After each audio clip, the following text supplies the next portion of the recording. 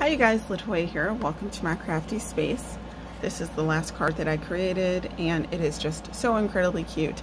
I would like to make another variation of this, but this time I would like to make a strawberry or a lemon pie. So I'm going to figure out how to do that and possibly keep the background the same. I don't know, I might change a couple things up. I only have the strawberry set here by Stampin' Up!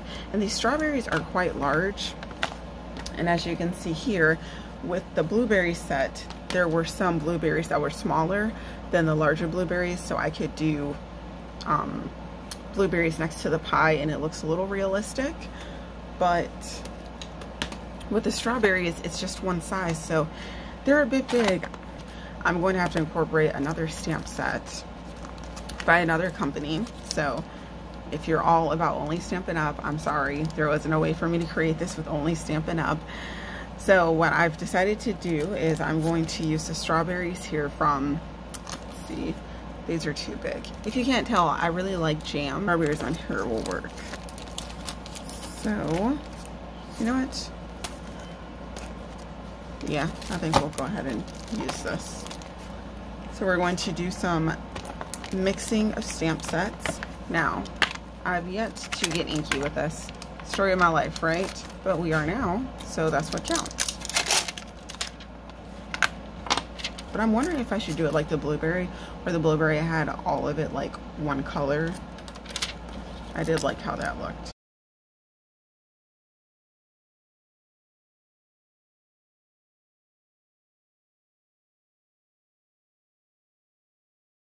So after I stamped this 2 different ways, I decided that I actually like it without the green stem portion, which if you're making a pie, you cut off anyways. So that's what I'm going to use as the background. Okay, so I'm just going to roll with it because when you're baking, that's, you know, real life.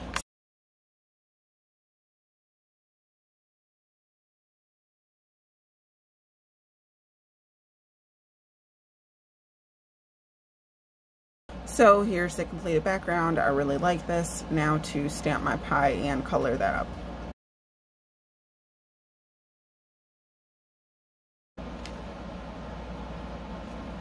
Yeah, there is like no way I can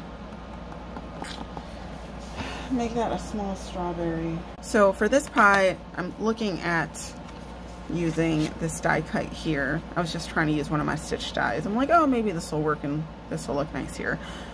So I think because I plan on adding in a larger sentiment that makes it look more bakery-like, that I'm just going to have this pie on the countertop without the cake stand, or pie stand in this case. So because I didn't get to show the first pie, I'm actually going to stamp another pie really quickly. Now, I typically place my paper when I'm coloring with an alcohol marker or markers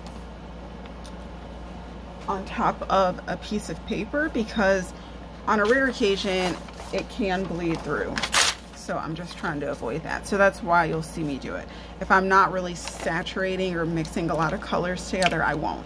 So I'm using Copic markers, but you can use the Stampin' Up!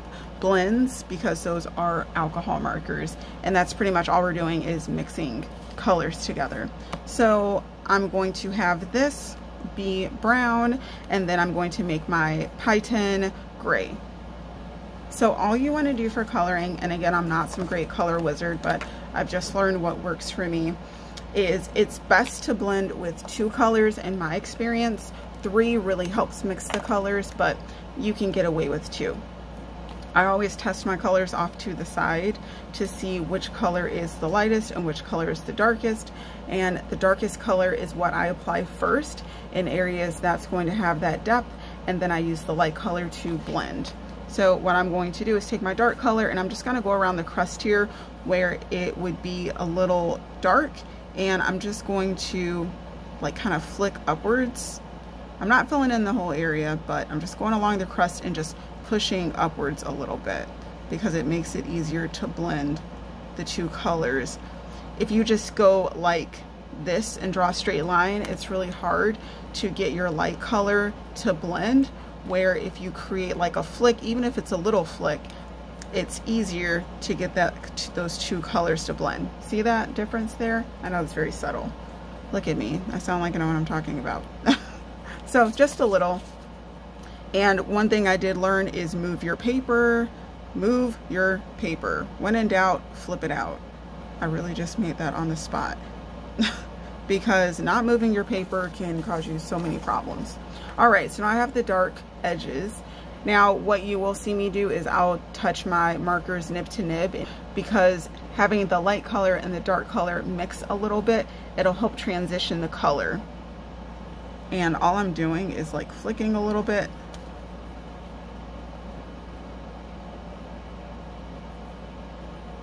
Just a little bit. And I'm being kind of speedy with it. I mean, it's a small image. It's nothing gigantic. You don't have to be like super particular. You really don't.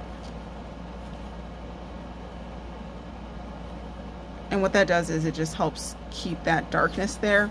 So now when I just take my light marker period and I just span across,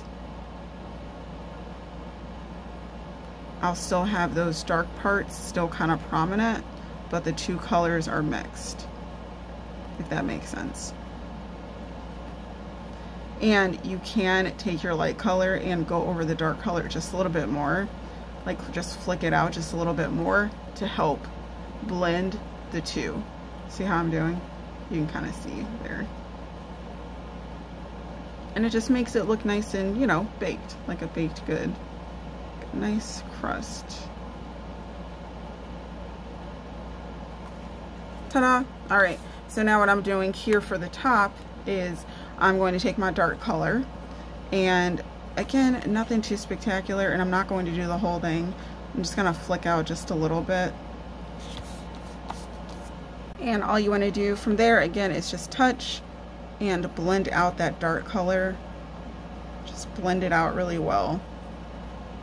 And make sure you stay inside of the image. Sometimes it can bleed, but you should have like the equivalent of a 0 where you can push that color back in. And after you push that out, all you're going to do is take your light marker, and you're just going to go over the whole image, and you're just going to keep it very light.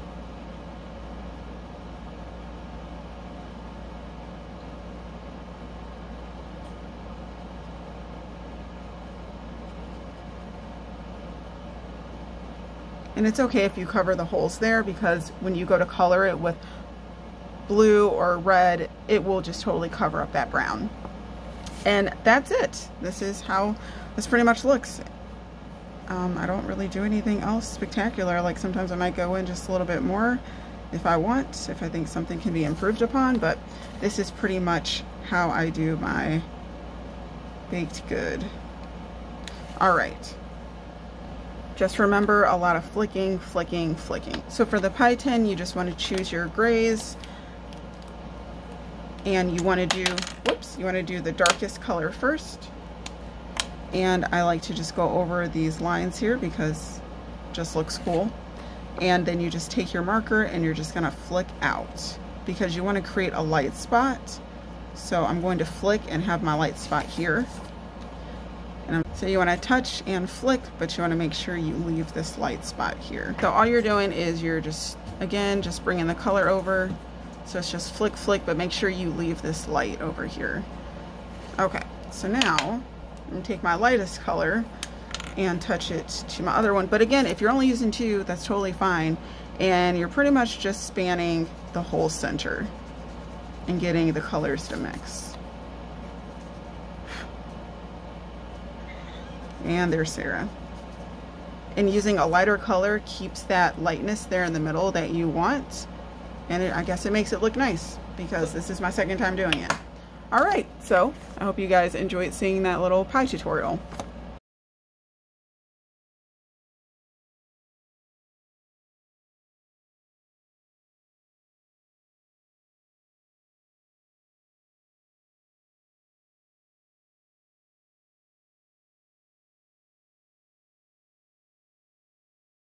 So I just got off of work. I'm about to finish this card.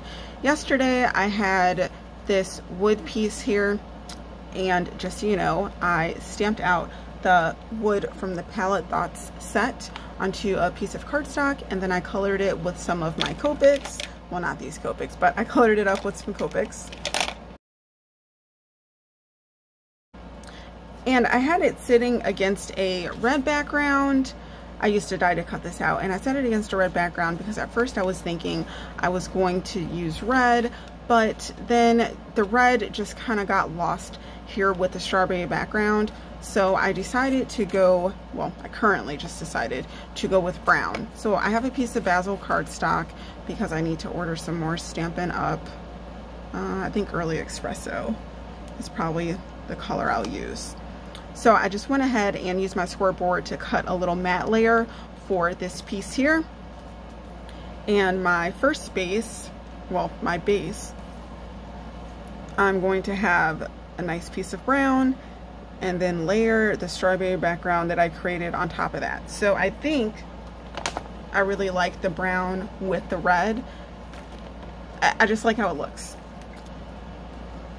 I would like to fix everything, but I'm not. The only thing I can do that I know is fine is this here.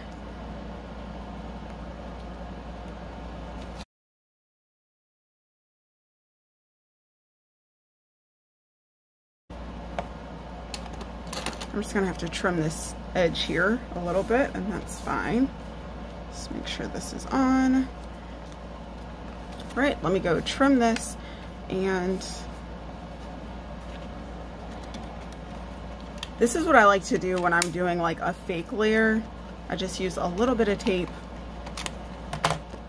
just to make everything stick so I can see how it looks.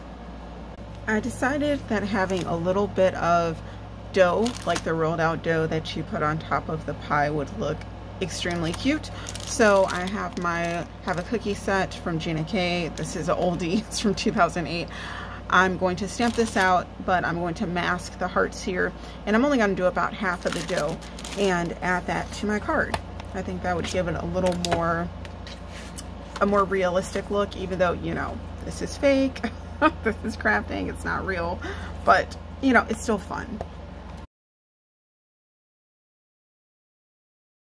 This is the quick way to mask. Now I'm just going to use a couple of my alcohol markers to color this up.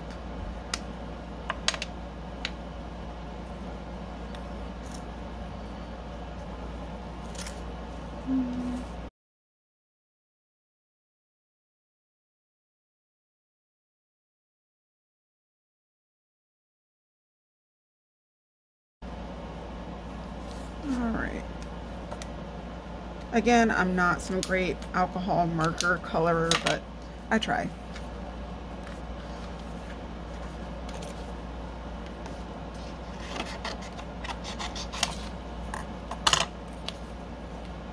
I think that'll be just enough. Yeah, I did draw these and just color them because I think little dots are necessary. Everything's crumbly when you make your own, you know, pie crust.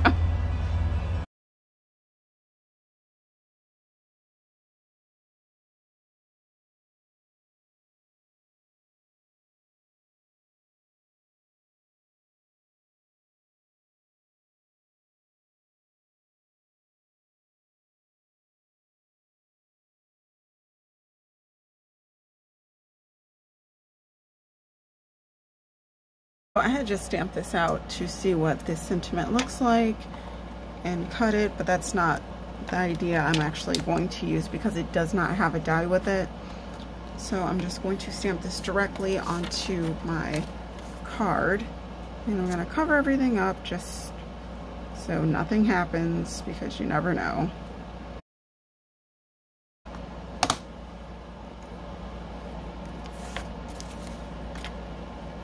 I love that so much. That is adorable. And it's my first time playing with this stamp. Well, this stamp set, period. It's just so cute. Ah, so cute. Okay, so now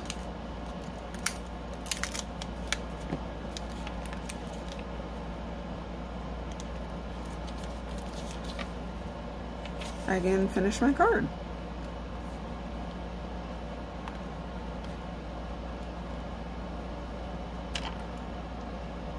Now this was literally like everything I had in my head.